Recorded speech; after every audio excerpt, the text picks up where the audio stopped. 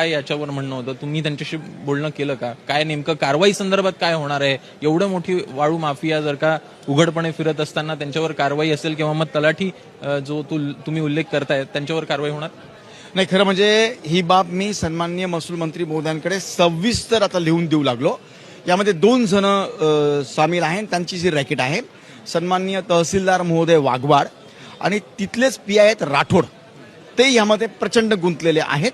ह्या दोघांची पण अँटी करप्शनद्वारे, कारण वेळोवेळी सांगून मी पुराव्यासह त्यांना मोबाईलवरनं त्यांना लोकेशन दिले कित्येक वेळेला, त्या ठिकाणी करायचं नाही.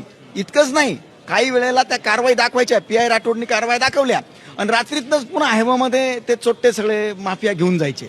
मग अशा वेळेला मी सविस्तर निवेदन करू लागलो आणि त्यानुसार सन्माननीय महसूल मंत्री महोदयांकडे देऊन त्या ठिकाणचे तलाठी तर त्वरित सस्पेंड झाले पाहिजे, मंडलाधिकारी सस्पेंड झाले पाहिजे. कारण मी जे कायम बोलतो, मुख्यालय जर राहिले असते तर त्यांना रात्रंदिवस कळलं असतं काय झालं ते. दुसरं, हे साठे कुठे माहितीये?